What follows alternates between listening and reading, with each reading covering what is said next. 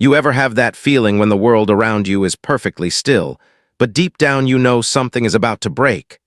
That's how it started for me, on a muggy Thursday night, in a beige community clubhouse that smelled like old carpet and burnt coffee. The fluorescent lights hummed above us, flickering like they were tired of hearing the same arguments over trash can lids and mailbox paint. But that night, something was different. You could feel it in the air, tight, expectant, like the moment before a thunderstorm. My wife, Sam, sat beside me, scrolling through the camera feeds on her phone. She wasn't watching TikToks or gossiping. No, Sam was checking the perimeter cameras on our house. That's the kind of people we'd become living under this HOA, always watching, always waiting. At the front of the room stood the reason we were all there, Karen Granson, the self-appointed queen of Hilton County Estates. Her voice was sharp enough to peel paint off a wall, and that smile of hers, it never quite reached her eyes. She tapped the mic twice, the sound cutting through the chatter like a woodpecker on steel. "Thank you all for coming," she said sweetly. "We're here tonight to talk about community safety and property value preservation." I leaned toward Sam. Translation, she's found a new way to crawl inside our lives. Karen raised her clipboard, always the clipboard. "Bylaw 7C, she announced. "Routine garage integrity checks. Once every quarter, a certified board member will inspect every garage to ensure compliance with our community standards." The room went silent. Even the ancient air conditioner seemed to hold its breath. A neighbor cleared his throat. What does that mean exactly?" Karen's smile sharpened. "It means no excessive clutter, no unapproved modifications, no undeclared home businesses. Compliance isn't optional." That's when I felt it, that slow simmer in my gut. The same heat that comes when someone pokes a line they shouldn't cross. This wasn't about safety. This was about control. I raised my hand before I even realized it. Her eyes locked on me immediately. She knew me, John Winters, the guy who painted his front door the wrong shade of blue. The man who'd been cited for unauthorized agricultural activity because of 3 tomato plants by the porch. "Yes, Mr. Winters," she said, like a teacher calling on the class troublemaker. "I have a statement," I said. My voice came out louder than I meant. "The answer is no." The murmurs died. You could have heard the air freshener hiss. Karen tilted her head, pretending not to understand. "I'm sorry." I stood. "You're not coming into my garage. Not quarterly, not ever." A couple of my neighbors glanced up, the brave kind who wanted to agree but didn't dare. Karen's eyes narrowed just slightly. "Mr. Winters, this is for the good of the community. If you have nothing to hide." That was the spark, the one line that turns irritation into fury. "Oh, I'm not afraid, Karen," I said quietly. "I'm just not giving a petty tyrant a key to my home." The word tyrant hung in the air like smoke. Someone gasped. Karen's smile cracked for a split second before she smoothed it over again. "I'm sorry you feel that way," she said coldly. "But the community's needs outweigh the desires of one individual." She called the vote. Of course it passed. 2 of her loyal cronies raised their hands first, and the rest followed like dominoes. The rest of us, we just sat there pretending not to exist. When the gavel hit the table, she looked straight at me. That smirk on her face wasn't victory, it was a promise. Outside, the night was cool, but I was burning inside. Sam slipped her hand into mine. "You really did it this time." "I know," I said, watching the empty streetlights buzz overhead. "She's not done. That woman's just declared war." For the next few days, nothing happened. No letters, no warnings, just silence. But it was the wrong kind of silence, heavy and deliberate.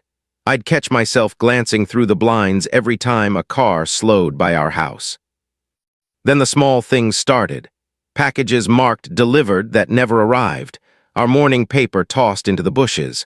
Petty little messages that said, "I'm still here." Sam noticed it too. "She's trying to get under your skin," she said one night, eyes glued to the computer screen. "Let's see how close she's been getting." She pulled up our camera feeds and rewound the footage. At 3 times speed, the familiar white SUV passed our house 4 times Monday, 6 times Tuesday. "She's not just driving by," Sam muttered. She's watching. I stared at the screen, so I'm not crazy. Then we saw him, a stranger walking past the house, slowing down near our gas meter. He paused, glanced around, and kept walking. My stomach dropped. "The lockbox," I said. I grabbed a flashlight and ran outside. The contractor's lockbox from 3 weeks ago still hung on the pipe, but the key inside was gone. Fresh pry marks scratched the metal. That was the moment it hit me. She had a key. Not just to my garage, to my house. I stood there under the porch light, the beam trembling in my hand, and felt something cold crawl down my spine. The line between neighbor and intruder had just disappeared, and Karen Granson had crossed it. I didn't sleep that night. Every creak of the house sounded like footsteps. Every shadow looked like her. Sam was still at her computer when I came back inside, pale from what I'd found. "She has a key," I said, voice shaking. "The lockbox is empty." She didn't even look up. "Then let's see if she's tried using it." Our front door had a smart lock with an activity log. Sam opened the dashboard. Rows of timestamps filled the screen. Her fingers froze on one line.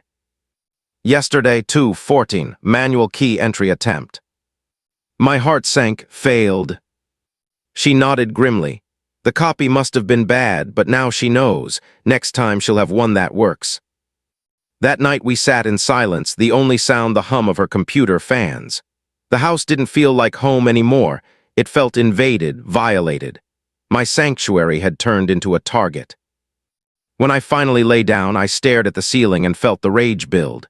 It wasn't the kind of anger that burns fast and fades. It was slow, heavy, and cold. The kind that sits in your gut and waits. The next morning I made coffee I didn't drink. Sam was already awake, eyes red from lack of sleep. "We're changing the locks," she said. "Not yet," I replied, surprising even myself. "If we do that, she'll know. We need proof first. We need to catch her in the act." Sam looked at me for a long moment, then nodded. "All right, let's bait the trap." We spent that entire day building a plan. She handled the tech, I handled the hardware.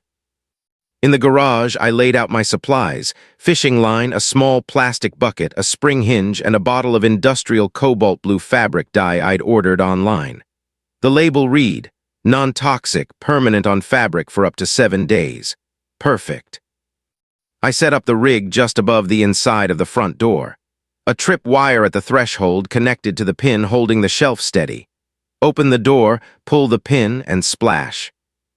It wasn't cruel, it wasn't dangerous, but it would leave a mark, and more importantly, it would leave evidence. Sam, meanwhile, was reinforcing our digital defenses. She installed 2 new high-definition cameras, one visible above the door and one hidden inside a fake sprinkler head in the flower bed.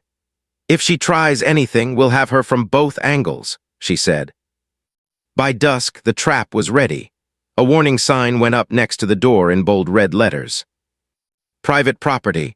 All unlawful entries will be recorded and met with non-lethal deterrence." It wasn't subtle, but it was legal. That was important.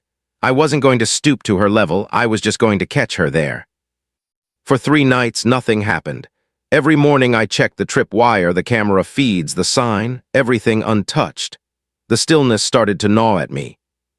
Maybe she'd backed off. Maybe we'd imagined how far she'd go. Then on the 4th day, it happened. It was 2:41 p.m. I was in the kitchen, halfway through a peanut butter sandwich when my phone buzzed. It wasn't a text. It was a live alert from our camera feed. The screen showed our porch, and there she was. Karen, standing in broad daylight, wearing her signature white pantsuit, hair perfect, clipboard in hand, like she was on some official business. I froze, sandwich halfway to my mouth.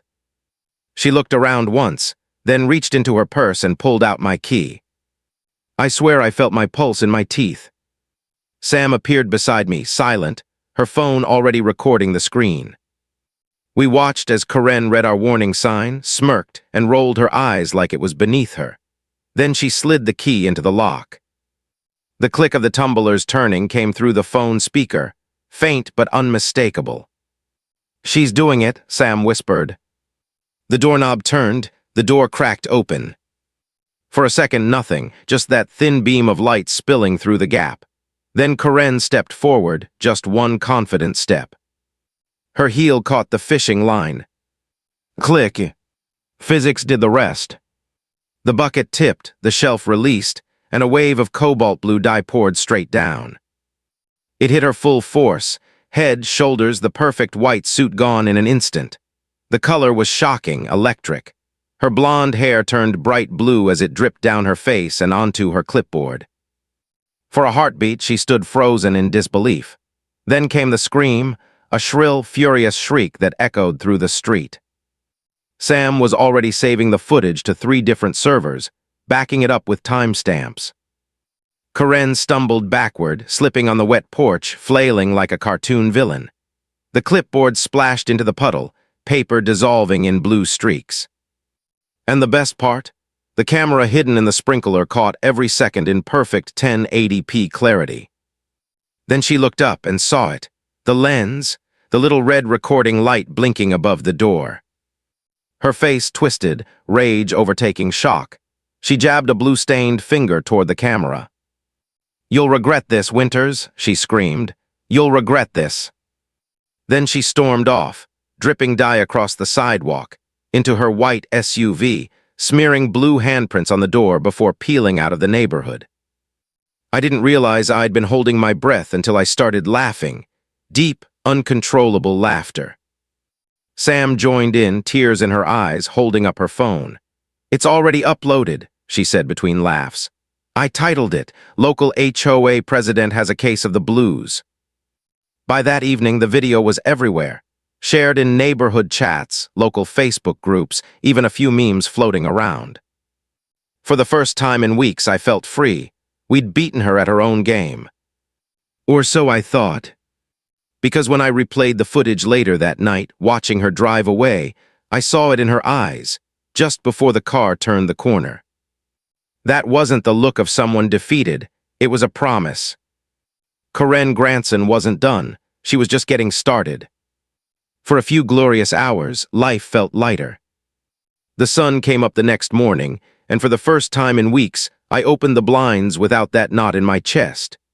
Sam was sipping her coffee at the counter, half smiling at her phone. 3,000 views, she said. Our street just made local history. But victories in suburbia are like fireworks, bright, loud, and gone before the smoke clears. Because 2 days later, the retaliation began. It started quietly. A thick envelope slid through our mail slot one afternoon, sealed with the Hilton County HOA logo. I tore it open at the kitchen table, expecting another bylaw update. Instead, it was a stack of violation notices. I read the first one aloud. Unapproved alteration to the exterior color scheme. Sam raised an eyebrow. You mean the blue stains she caused? Exactly.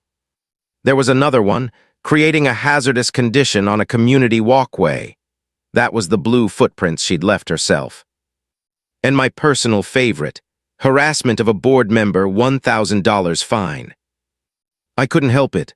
I laughed, that hollow kind of laugh that comes right before your hands start shaking. She can't be serious. Sam's voice turned flat. She's weaponizing the system, John. She's using the HOA's money to crush us. The total came to over $2,000 in fines, all bogus, all signed by her. I remember standing there with those papers fanned out across the counter, sunlight coming in through the blinds, stripping the page in gold.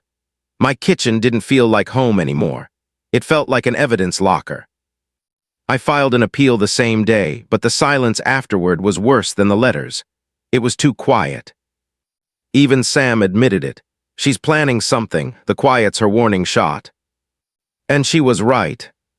3 nights later, it happened. Just after midnight, I woke to darkness, thick, absolute. No hum of the fridge, no glow from the router, just black silence. Power out, I said, sitting up. Sam was already moving. Check the neighborhood grid. I grabbed my phone, pulled up the outage map. Everything around us, every house, every streetlight was still lit. Except ours, one little dot of darkness in a sea of yellow. Sam's voice came from the hallway, sharp and cold. The main line been disconnected at the street box. Someone had physically opened it and pulled the breaker. Who the hell? Who do you think? She said, already grabbing her jacket. We went outside. The air was damp, the kind that makes sound travel far. Down by the curb, the metal utility box hung open. Inside, the switch had been pried loose. Sam filmed everything. We're documenting this, she said, everything. The next morning, the power company confirmed it. A work order had been placed by the HOA's Property Management Division, authorized by someone named Karen Granson. That's when I realized we weren't just dealing with pettiness anymore. We were dealing with malice. Sam locked down every account, every login, every feed. We thought we were safe. But that night, she came for our internet. We were watching a movie when the screen froze mid-scene. The spinning buffer symbol glowed in the dark. Then my phone lost Wi-Fi, so did Sam's. She frowned, grabbed a handheld scanner from her desk, and started walking slowly through the house. "The signal's being jammed," she said, her voice tight. She stopped at the front window, its strongest out there. We stepped onto the porch, flashlights cutting through the bushes. And there it was, tucked under a shrub near the steps, a small black box blinking red. A high-powered Wi-Fi jammer, not something you buy at a department store. This was military grade. Sam's voice shook with controlled fury. She's crossed a federal line now. I bagged the device with gloves while she filmed the process, then filed reports with both the police and the FCC. But as I straightened up from the bushes, Sam went still. "John," she whispered, "look." A man was walking down the street, massive, bald, built like a wall in motion. His jacket read Gus's Handyman Services. He stopped right at our lawn. "Can I help you?" I asked, stepping forward, flashlight steady in my hand. "I'm here to inspect the illegal modifications you made to your front porch," he said, voice deep and mean. "Board president sent me." "It's 1 in the morning," I said flatly. "You need to leave." "I've got a work order." He stepped closer, the kind of man who'd never heard the word no and didn't plan to start now. Something inside me snapped. "You take one more step onto my property," I said quietly, "and I'll introduce you to the police." He smirked. "The police? Karen's got them on a leash." That's when he lunged, not to hit me but to shove past me toward the porch. Instinct took over. I planted my feet and shoved him back hard. He stumbled, surprised, caught himself, and for a second I thought he'd swing. Then behind me, I heard the unmistakable sound of a shotgun slide racking. Sam stood in the doorway, calm, muzzle down, finger clear. A warning, nothing more. The big man froze. His eyes darted between the barrel, me, and the porch light. "This isn't over," he hissed. "Karen always gets what she wants." He turned and walked off into the dark, heavy boots crunching gravel, leaving us standing there in the cold. I remember the silence afterward. It wasn't peace. It was a truce drawn in fear and adrenaline. But right then, I knew something for certain. This wasn't an HOA feud anymore. This was war. And Karen had just brought it to my doorstep. The scuffle with Gus changed everything. That night after he disappeared down the street, I stood in the driveway gripping the flashlight so hard my knuckles went white. The air felt thick, charged. Every house on our block was dark, quiet, pretending not to notice. And for the first time in my life, I understood what it meant to feel hunted in your own neighborhood. When I went back inside, Sam was already at her desk, typing furiously, her face washed in blue monitor light. "She's not just trying to scare us," she said, voice low and steady. "She's building a case, or at least pretending to." I leaned against the door frame, still breathing hard. "Then we need to build something better." She turned in her chair, her expression cold, calculating. "You mean proof?" I nodded. "Proof that sticks, that she can't talk her way out of. If she wants a war, she's about to get one." We worked through the night. By dawn, our quiet little home office looked like a command center. Screens glowed. Wires tangled across the desk. The smell of burnt coffee hung heavy in the air. Sam called it Project Ghost. "This time," she said, "even if she cuts our power or jams our Wi-Fi, she won't blind us again." She ordered a set of 4G cellular security cameras, battery-powered, self-contained, impossible to jam without a full radio blackout. I helped her mount them one by one. A tiny birdhouse cam on the oak tree out front, another disguised as a decorative rock in the flower bed, one hidden in the attic window overlooking the street. "These talk to each other," she explained. "If one goes down, the others pick up the signal. They form a web." It was elegant, invisible, indestructible. And this time, we weren't waiting for her to strike first. While Sam handled the tech, I built the bait. Karen had been obsessed with my garage from the start, convinced I was hiding something. So I decided to give her something to find. At the hardware store, I bought a cheap black safe. The kind that looked heavy and official but wasn't worth much more than its box. Inside, I placed a few bricks wrapped in bubble wrap, an old laptop that hadn't powered on in years, and a handful of bolts to make it rattle. Then I added the real prize, a GPS-enabled RFID tracker, no bigger than a coin, hidden inside the padding. Once activated, it would ping Sam's phone every 60 seconds for a month straight. When it was ready, I made sure the entire neighborhood saw me installing it in the garage. I left the door wide open, huffing and puffing like it was full of gold. And then I told Nate. Nate was our neighborhood gossip. He was kind, well-meaning, and couldn't keep a secret if it was duct taped to his mouth. "Hey, Nate," I said, leaning over the fence as he trimmed his hedges. "Keep an eye on our place, will you? We've got, some valuables in the garage for a bit. Bank's being weird about the safe deposit box." Nate's eyes went wide. "Of course, John, my lips are sealed." I smiled. "I know they are." By noon, half the street probably knew I had something important in that safe. By sunset, I knew Karen did too. The following Friday, we set the stage. Sam and I dressed up like we were heading out for a fancy dinner. I even held the car door open for her, knowing full well the neighborhood cameras were watching. We waved to Nate on the way out. "Anniversary dinner," I called. He grinned. "You two enjoy yourselves." We drove around the block twice, parked on a side street, and waited. Sam had her tablet open on her lap, the Ghost Network live feed glowing in the dark car. The cameras hummed silently. The drone, her little photography quadcopter she'd nicknamed the Wasp, hovered 200 feet up, invisible to the naked eye.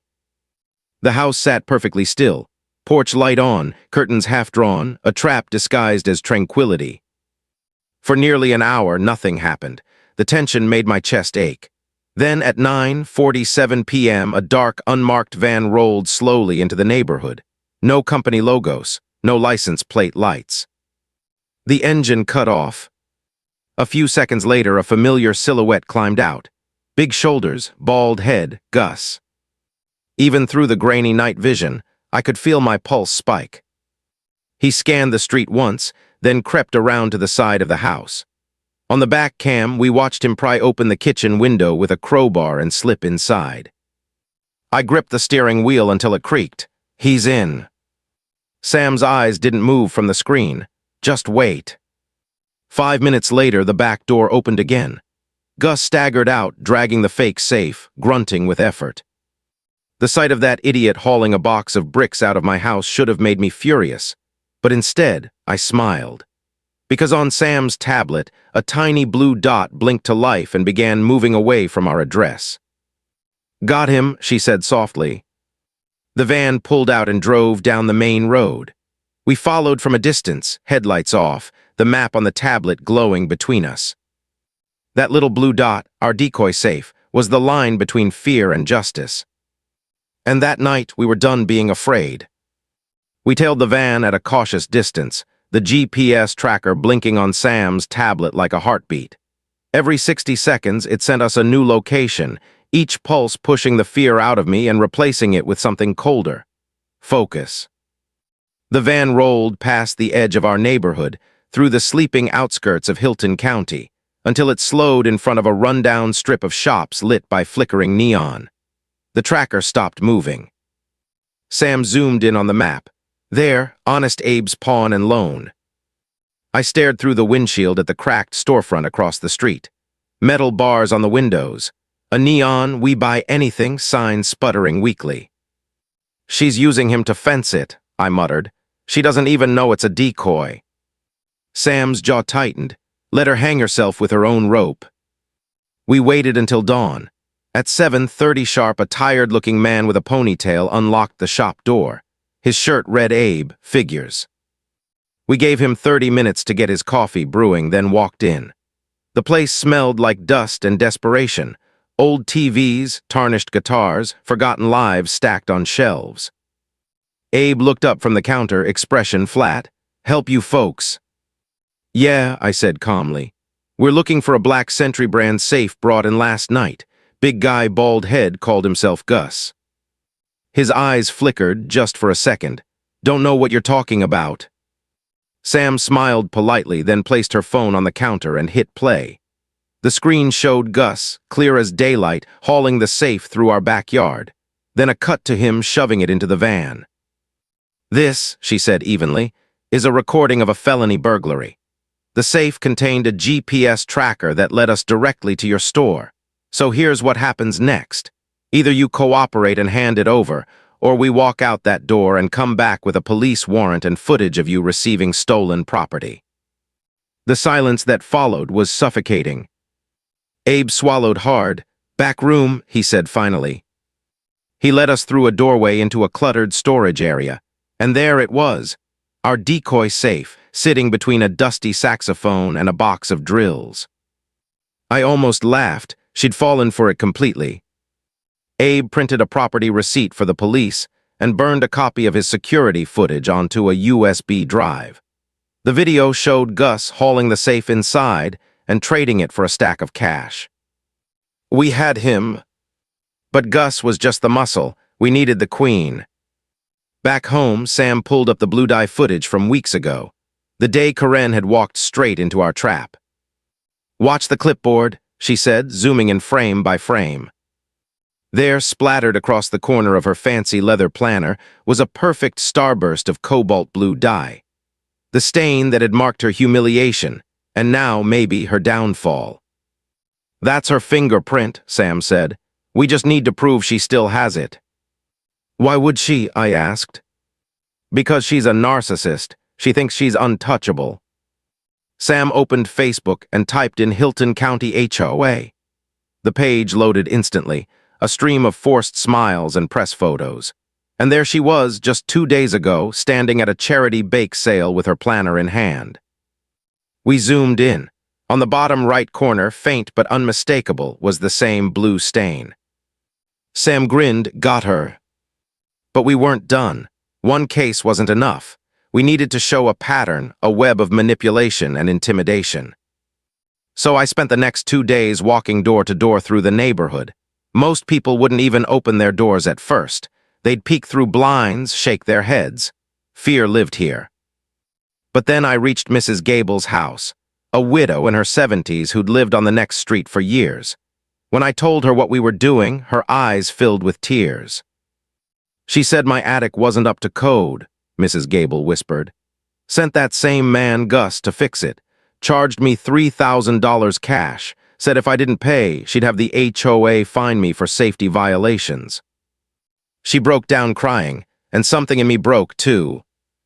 We recorded her statement, notarized it the next day. Then more people came forward. A young couple fined $1,000 for their toddler's tricycle being left on the driveway for 2 hours. A retired veteran forced to tear down his deck because the stain color was community compliant. By the end of the week, we had a folder full of testimonies, signed, sealed, dated. We pinned them on our whiteboard, connecting each story with red string to one name, Karen Granson. Sam stood back, arms folded, eyes hard. "This isn't a feud anymore, it's a racket." We debated our next move. The police had their evidence, but Karen was still in office, still holding the HOA's purse strings. Then Sam flipped open the bylaws binder. the same one Karen used to justify every petty rule. She flipped page after page until she found it. Article 9, she said, tapping the page. Emergency removal of a board member requires a petition signed by 25% of homeowners. I read the line twice, my heart thudding. That's our way in. She smiled, the kind of smile that said she'd already started planning 10 steps ahead. That night, I wrote the petition myself. We, the undersigned homeowners of Hilton County Estates, call for an emergency recall meeting to remove HOA President Karen Granson from office for abuse of power and gross misconduct. When I signed my name at the bottom, I didn't feel fear anymore, just resolve. We'd been pushed, cornered, humiliated, but now we had truth and proof and a neighborhood that was finally ready to fight back. The next morning, I walked door to door again, petition in hand. People hesitated at first, but then they remembered Mrs. Gable. They remembered their own fines, their own letters. We needed 40 signatures. By sunset, we had 62.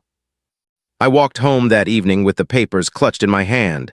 The sky streaked orange behind the rooftops. For the first time in months, I felt the neighborhood watching me, not in fear, but in quiet solidarity. Sam met me at the door, eyes wide. How'd it go? I smiled. She wanted a war, she's got one. The recall meeting was scheduled for Saturday evening at the community clubhouse, the same beige room where it had all begun. Only this time it wasn't just another HOA meeting. It was a reckoning. The sun dipped low behind the rooftops as Sam and I walked up the path, petition folder in my hand. The air was heavy with anticipation. Even the cicadas had gone quiet. Dozens of neighbors milled around the entrance, whispering in low voices, their expressions taut. For weeks, fear had kept them in check, but tonight it had turned into something else. Defiance. Karen's silver SUV gleamed under the parking lot, lights like a throne on wheels. She stood beside it, clipboard in hand, smiling that same brittle smile she always wore when she thought she'd already won. "John," she called sweetly as I approached, "I heard about your little petition." Her voice carried that polished condescension only people in power ever master. "Not so little anymore," I said, holding up the stack of signatures. "You might want to find a new hobby. Your reign's over." Her eyes narrowed, that smile twitching for just a moment. "We'll see about that." Inside, the clubhouse was packed. Folding chairs filled every inch of the floor, people lined the walls, and the air smelled like coffee, tension, and stale air freshener. Karen stood at the front behind a long table, the HOA board flanking her, 3 members who looked like they'd rather be anywhere else. "Let's begin," she said, tapping the microphone. "Before we address the petition, I'd like to remind everyone that defamatory statements against board members will not be tolerated." A murmur rippled through the crowd. Sam nudged me. "She's scared," she whispered. "That's why she's leading with a threat." Karen straightened her papers, pretending to read. "Now, as per bylaw procedure, the petitioners may present their case." That was my cue. I stepped forward, the room quieting around me. I could feel every eye in the place. My pulse thundered in my ears, but my voice came out steady. "I'm not here to start a fight," I began. "I'm here because one person has turned this community into a place of fear. Because she's abused her position, broken into private homes, stolen property, and manipulated residents with fines and threats." Karen's smile never wavered, but her knuckles whitened on the clipboard. I held up a printed still frame, the moment from our footage when she was hit with the blue dye, her face mid-scream.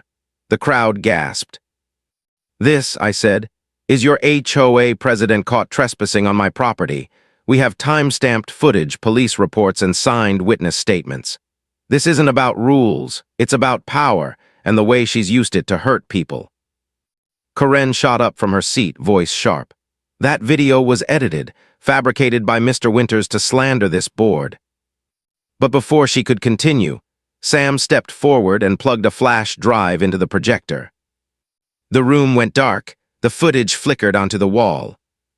The crowd watched in stunned silence as Karen's unmistakable silhouette appeared on screen, her opening my front door, the bucket falling, the dye splashing across her white suit. Every detail crisp, every sound clear. When the video ended, the silence was thick enough to choke on. Karen's face had gone pale. "This proves nothing," she snapped. "That was a prank, he set me up." "Set you up to break into his home?" someone shouted from the back. Voices rose around the room, angry, overlapping. Years of bottled frustration finally spilling out. "My mailbox got vandalized and you fined me for it," one neighbor yelled. "You charged me $800 for grass that was half an inch too tall," another shouted. Mrs. Gable stood up, trembling but resolute. "You took my savings for fake repairs." Karen's voice cut through the noise. "Enough!" she screamed, slamming her clipboard onto the table. The sound echoed off the walls. The crowd fell silent again, but the energy had changed. "You people have no idea what it takes to run this community," she said, voice shaking. "Without me, you'd all be living in chaos." I stepped closer. Maybe chaos is better than being ruled by a bully. For a long moment, it was just the two of us, her glare my calm. Then one of the board members cleared his throat. "Madam President," he said quietly, "the homeowners have spoken. We've verified the petition. The vote stands." Karen turned on him, eyes wide. "You can't do that." He slid a paper across the table. "Effective immediately, you are removed from office pending investigation." The room erupted. Some people cheered, some cried, some just stood frozen. Karen's face twisted, not in anger now, but disbelief. Her power had always been her armor, and it was crumbling right there under the fluorescent lights. She grabbed her clipboard, clutching it like a life raft. "This isn't over," she hissed, her voice low enough only I could hear. "You think you've won, John, but you don't know who you're dealing with." She shoved past me, blue-dyed fingerprints still faintly visible on her hands, and stormed out into the night. The door banged shut behind her, leaving the room buzzing with nervous energy. Sam turned to me, half smiling. "You did it." I wanted to believe her.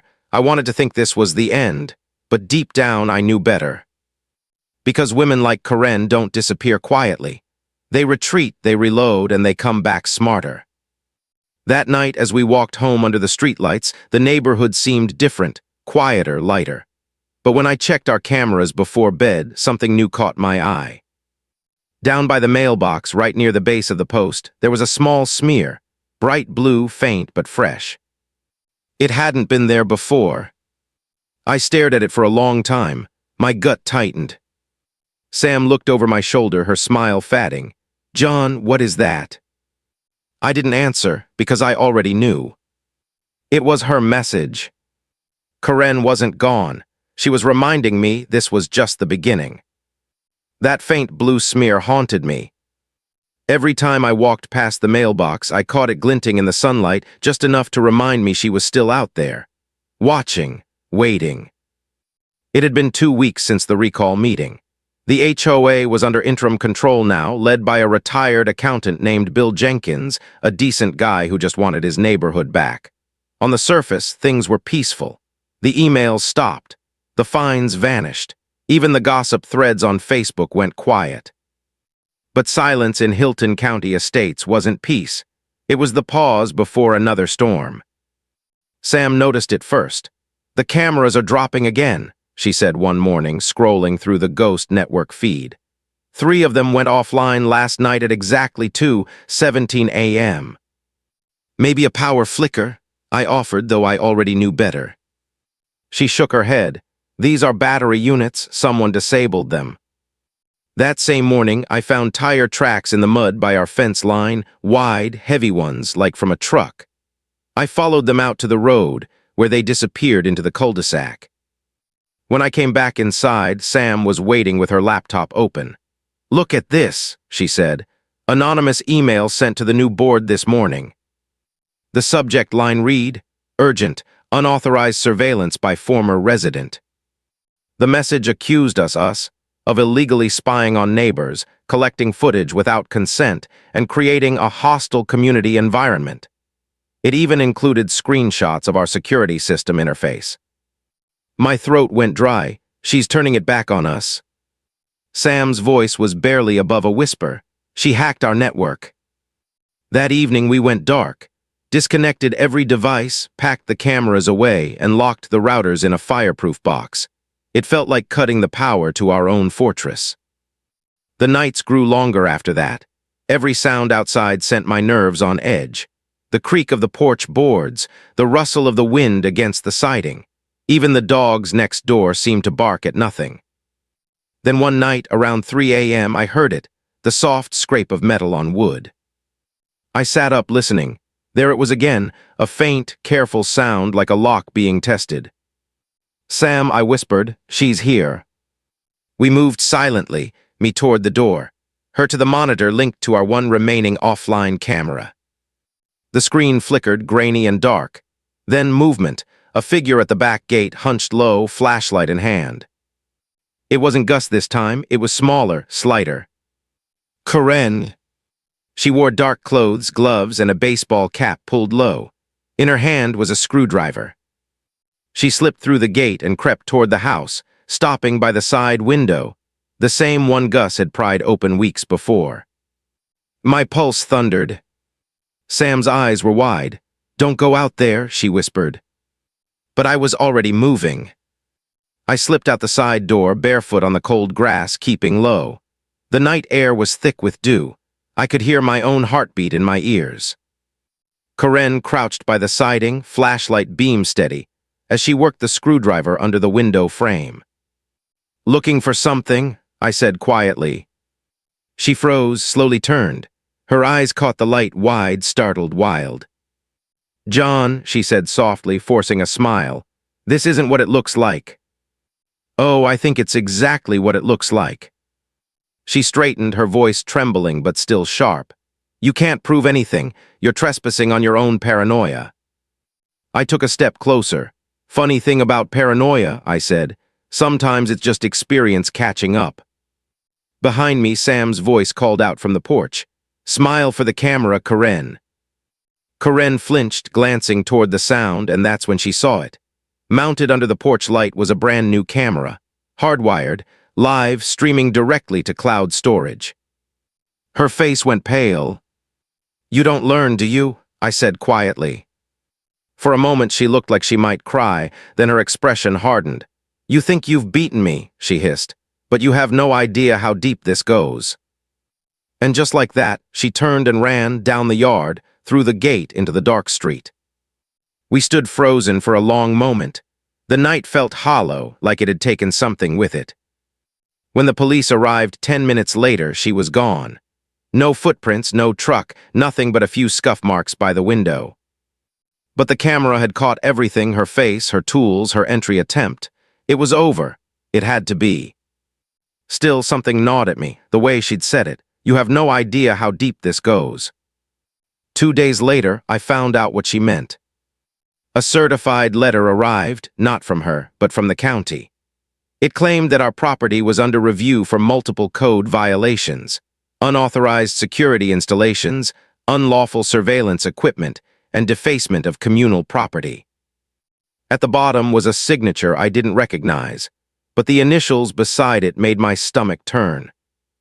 G.H. Gus Henderson. She'd put him on the county payroll. Sam read the letter twice, then looked up at me. "We're running out of walls to hide behind." I stared at the paper, my hands trembling with a mix of rage and exhaustion. "Then we don't hide." That night, I took the last bottle of blue dye from the garage, the same one that had marked her before.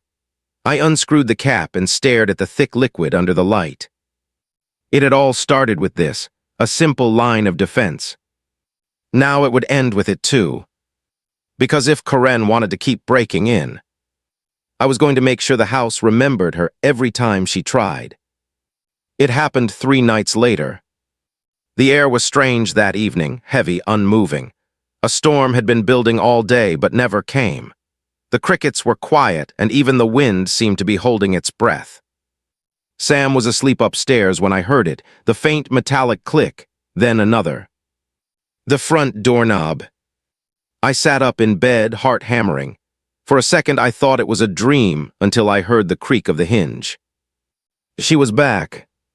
I moved fast but quiet, grabbing the flashlight and the small Bluetooth remote from my nightstand. I'd been waiting for this, preparing for it.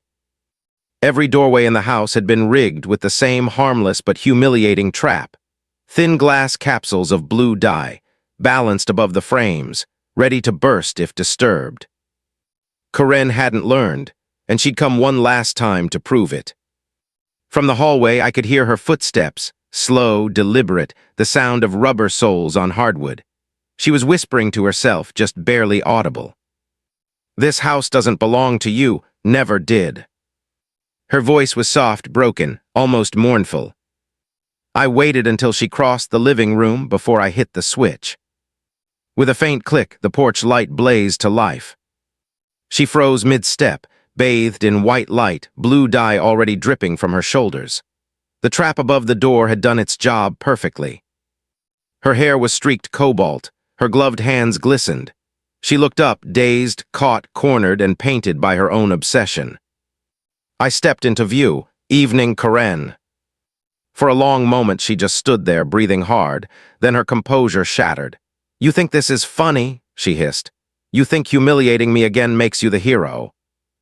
I stayed quiet. She dropped the screwdriver in her hand. "You don't understand what you've taken from me." Her voice cracked, and suddenly she didn't sound like the tyrant anymore. She sounded human. "When my husband left," she whispered, "this neighborhood was all I had. Running the board, keeping order, it was the only thing that made me feel worth something." Her lip trembled. "You made me a joke. You made everyone laugh at me." For a moment, the silence between us felt heavy, sad, even. "I didn't want this, Karen," I said softly. "I just wanted to be left alone." Her eyes flicked up to mine, filled with a strange mix of hatred and shame.